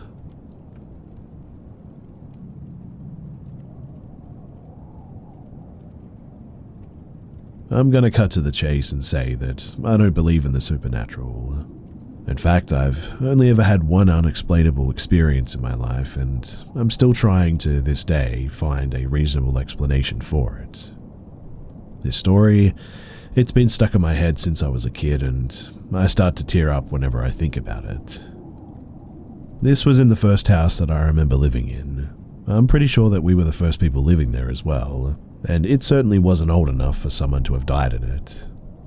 I remember as a kid that I would regularly hear voices calling my name. The voices didn't sound like anyone that I know, but I would also see huge opaque shadows that would very quickly move across the hallway occasionally. And if this was all there was to it, I would just assume that this was a hallucination caused by a family history of mental illness or something like that. But I very vividly remember my aunt and cousins visiting our house, and I told one of my cousins, I believe that she was 13 at the time, about the weird shadows and how they would call my name. I showed her the hallway that this would take place in, and eventually, one of the shadows appeared and moved across the hallway while she was there with me. She jumped a little bit and just said, "Whoa," in that kind of tone that you would use when talking to a dog that's jumping on you. I remember hearing the voice and asking my cousin if she heard it too, but she said that she didn't. But nevertheless, she was super creeped out by the shadow. Neither of my parents nor my sibling remember this happening, but I remember it so vividly, and it was such a frequent occurrence that, honestly, I don't think that it could have been just a nightmare or a hallucination.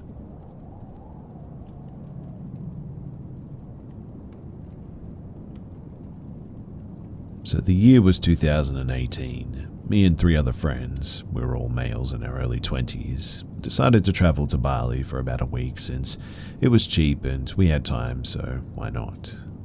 Our itinerary includes sightseeing, trying local foods, mountain climbing, visiting bars at the beach, basically a typical vacation in Indonesia. It was honestly quite a surreal experience too. The country is absolutely beautiful and the food was amazing. The only issue that I had about the trip were the locals. Drugs were really prominent there, especially shrooms. The streets were filled with users dying to sell us their drugs. I'm not exaggerating when I say this too, but one dude even grabbed my arm because I ignored his 2-for-1 deal for a one-way trip to meet Jesus apparently. I shrugged him off while my friends laughed it off, suggesting that I may be passing up a chance to meet our Lord and Savior. He looked rabid and frantic, like he was about to pounce onto me like a dog diagnosed with rabies or something. I didn't feel too afraid as we were confident that we could handle them since half of them were not even sober, but that is only the tip of the iceberg, let me tell you. The horror starts when we went back to our Airbnb for the night. You see, we had an early day the next morning and were pretty exhausted. The place was extremely cheap and didn't even have a proper locking mechanism for the door. It had 2 wooden doors which sort of swung inwards, and the only way to lock them was to wedge a wooden block through the holes mounted on the door. It was quite a primitive lock, but it got the job done, I suppose. Everything was going well too until the last night of our trip when we realized that the wooden block was now missing. We looked everywhere for it too, but to no avail. I just figured that one of us must have misplaced it somewhere. We settled for using a selfie stick. I know it sounds like a horrible idea. Instead, since we didn't have anything that fit the hole to wedge the door close. We turned in for the night, seemingly not expecting anything since we had already stayed there for 6 days with no issues. But I woke up to a strange clicking sound in the dead of the night. I got out of bed and I thought maybe it was one of the guys, so I sort of nonchalantly approached the noise. My friends were all sleeping, so I decided to investigate the cause of the noise. And the ruckus seemed to be coming from the door, so I headed towards them feeling extremely confused. I mean, who could be at our doorstep at this time of the night? I noticed the doors were slightly opened, and the selfie stick was horribly deformed at this point. I peeked outside, and that was when I saw 3 people staring through the gap between the doors. they were really close to the entrance and were attempting to push the doors open. I instantly yelled at them, questioning their intentions, as I noticed one of them was holding the wooden block. I was shocked and puzzled at the situation as I recognized one of the men. He did the overall cleaning for the Airbnbs and pathways during the day, so there was really no reason for him to be there at 3 a.m. The other dude asked if the wooden block belonged to us, as they allegedly found it outside of our Airbnb. I definitely smelt lies at this point, as there was absolutely no reason to do that at 3 in the morning. I called for my guys, and the 3 men immediately ran for it at this point. I clued in the guys on the circumstances, and we stayed up until morning, just in case they tried anything funny. We decided to report this to the reception, though, about their employee, but the description that I gave them, they apparently were not synonymous with theirs. They told me that the housekeepers that they hired consisted only of females in their late 30s and 40s. This instantly sent shivers down our spines as we came to realize that we had let a complete imposter in and out of our rooms while we were out. Luckily, nothing important was lost, and we got out of the situation safely, but that does beg the question, why didn't they steal anything? I must admit that I was grateful that it was our last night there, because I really don't know how I would have gone spending another night in that place.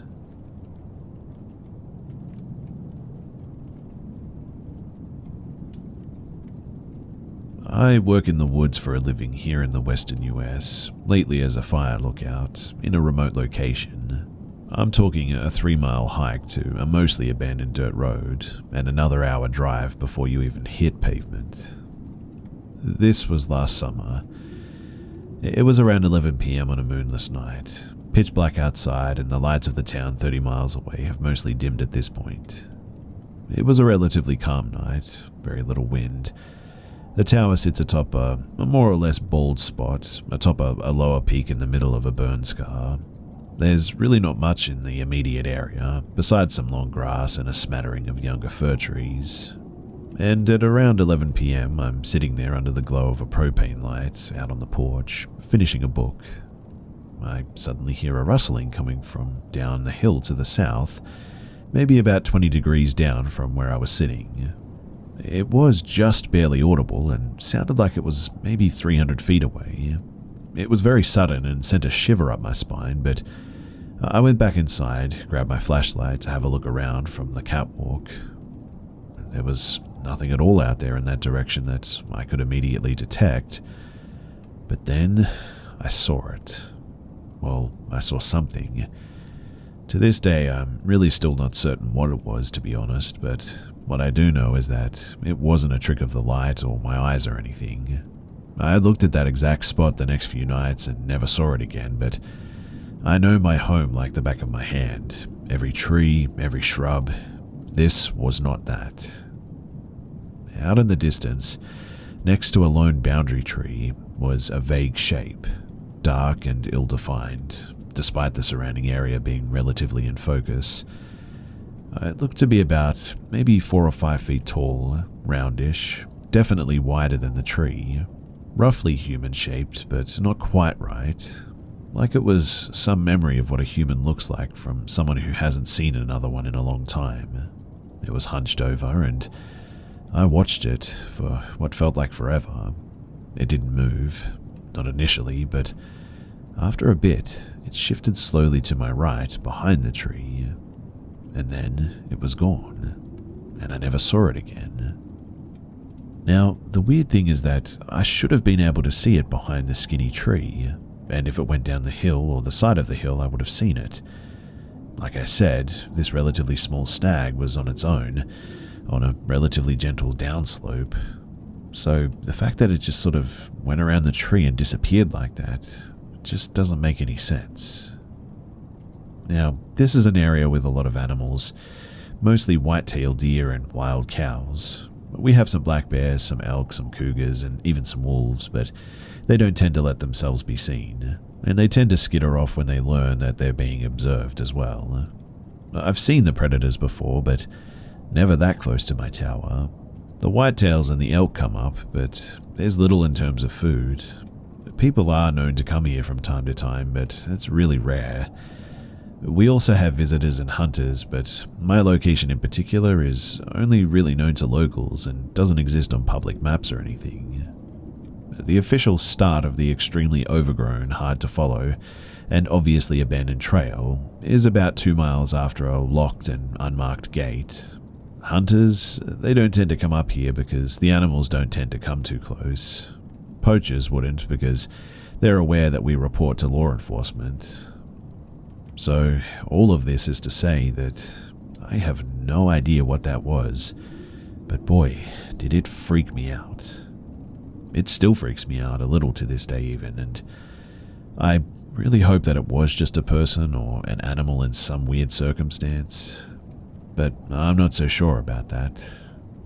What I do know is that I don't feel too comfortable sitting outside after dark here anymore.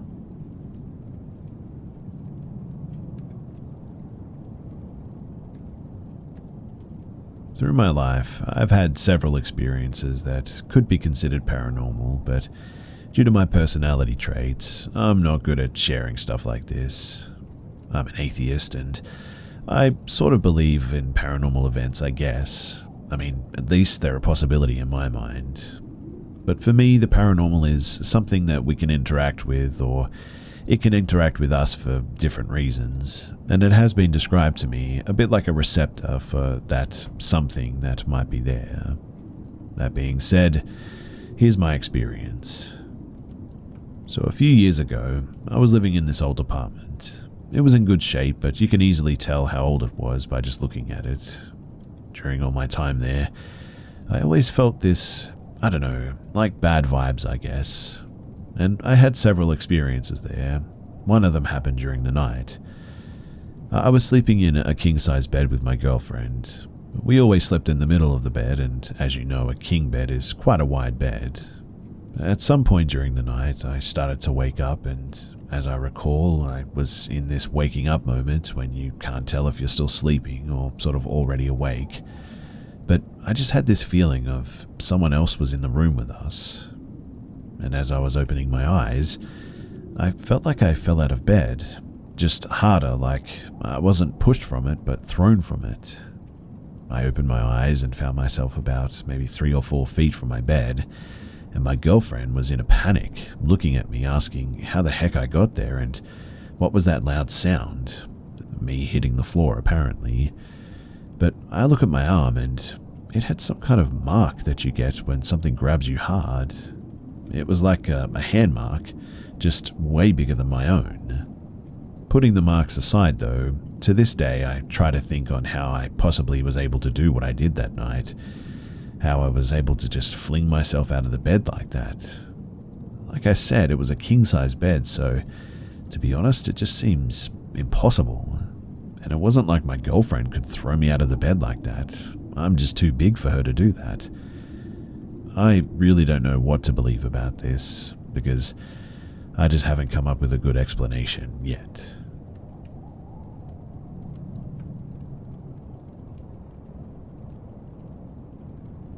I was 16 when this first happened, and it occurred around January, just after Christmas. My family went on vacation, and they left me in the house with my dad, and my mum and sisters were on vacation with my aunts. We didn't hire a house sitter to watch over the house because of previous house sitter robberies, so me and my dad and I were the only ones left home. It was Thursday, maybe around 9 o'clock. I liked staying up at night, plus my dad wasn't home, his work shift was extended.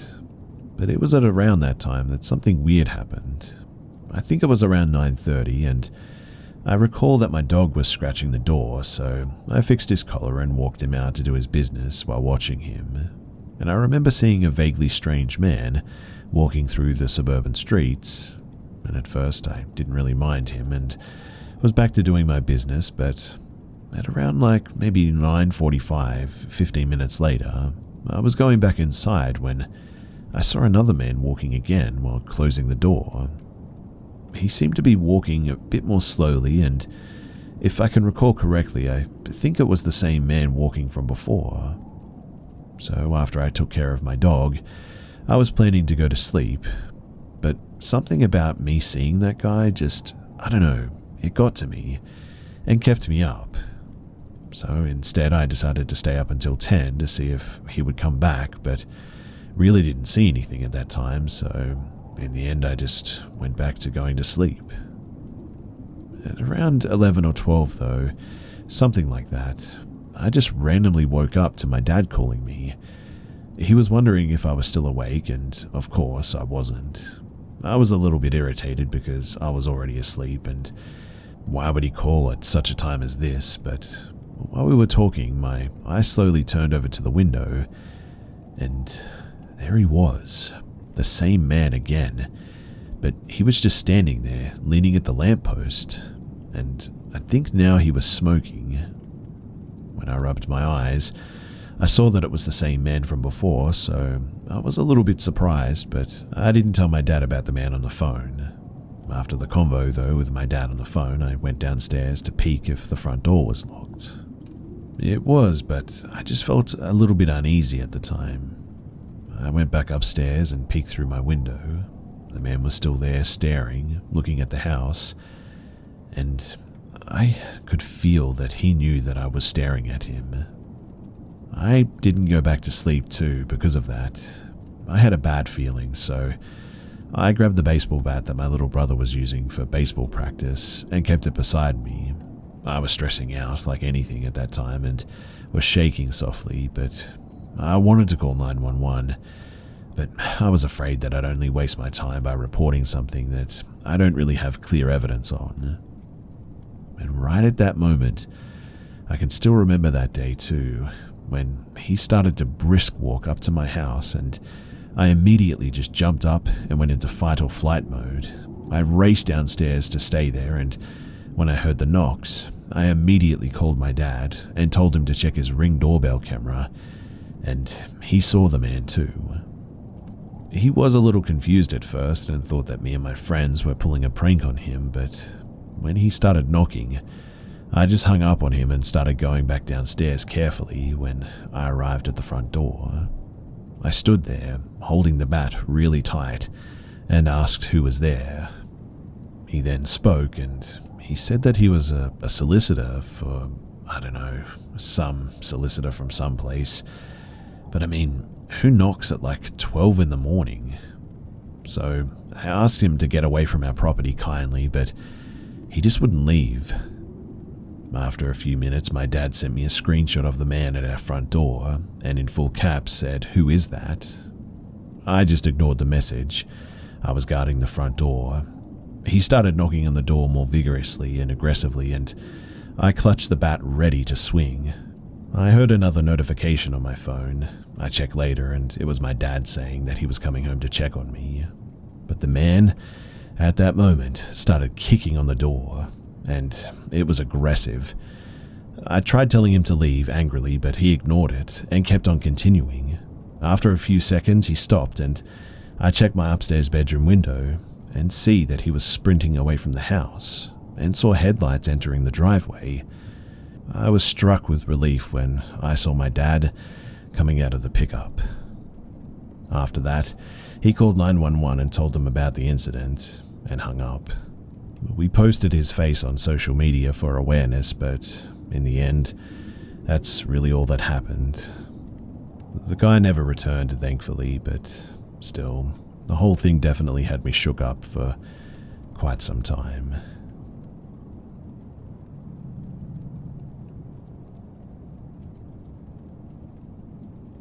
So, things have gotten a bit crazy with my girlfriend's sleeping problems.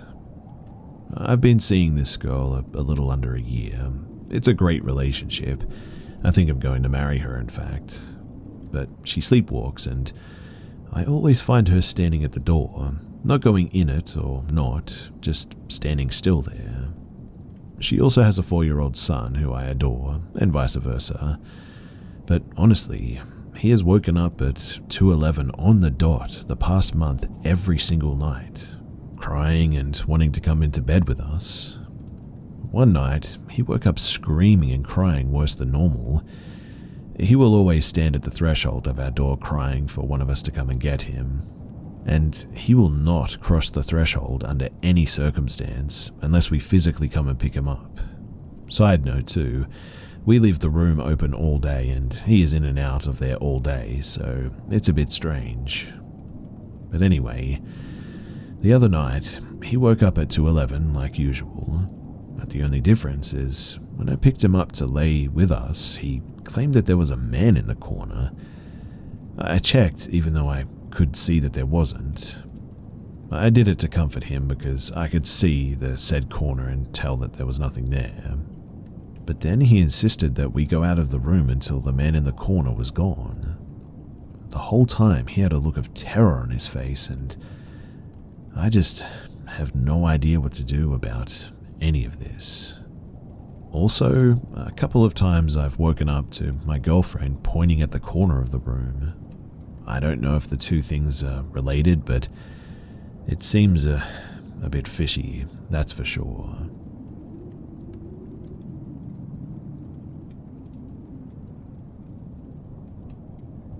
I, a 25-year-old female, work graveyard shift at a nursing facility.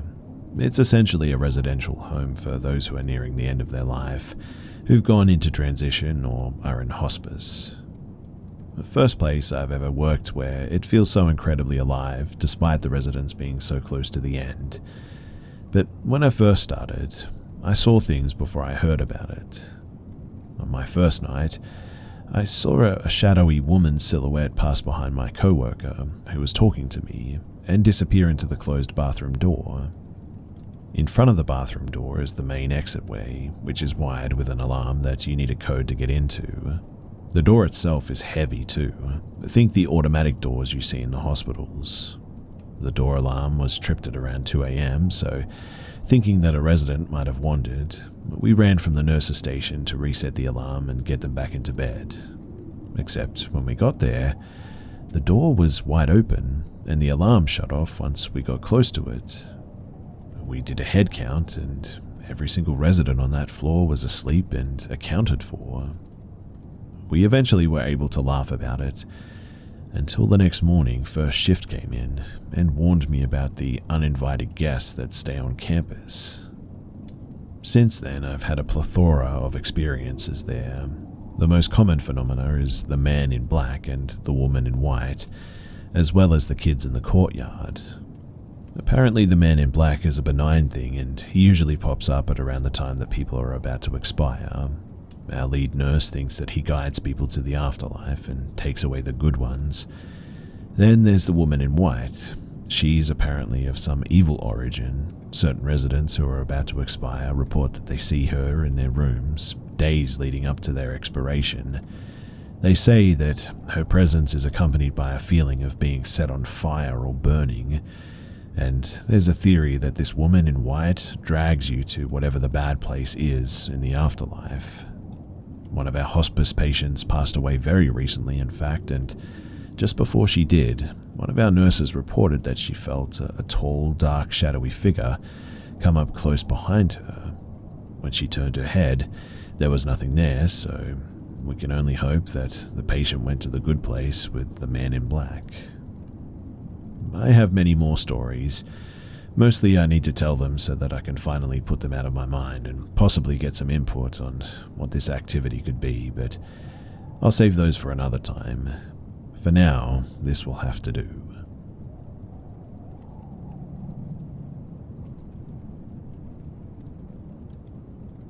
A few years ago, I was at the grocery store and I'd finished up and was walking down the center aisle toward the checkouts at the front. Up ahead, standing in the middle of the aisle with his back to the display, facing the produce, was an older man. Normal looking, normally dressed, maybe 60-ish I would guess. Looked like he was just standing there waiting for someone too. I looked at him as I walked toward him and he slowly turned his head toward me, and I swear that he had completely solid black eyes, even the whites of the eyes where they should be. I instantly felt this immense fear and dread.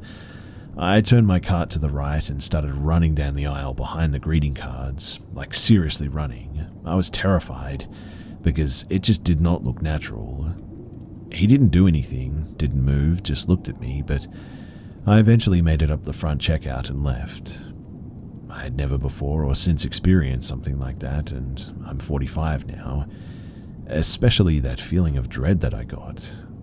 I mean, I'm a people person. I probably look like a dork walking around the grocery smiling at people, but hey, that's just me. And if he had been normal looking, I would have smiled and said hi. I've only ever found a couple of stories online that were somewhat similar. Lots of stuff about children with black eyes, but not adults. The story that I've seen about the guy at the rest stop was most similar to what I experienced, especially the dread. And I'm just wondering, has anybody else experienced something like this? Or are there any diseases or anything that could have caused something like this? If you have any ideas, then I would love to hear them.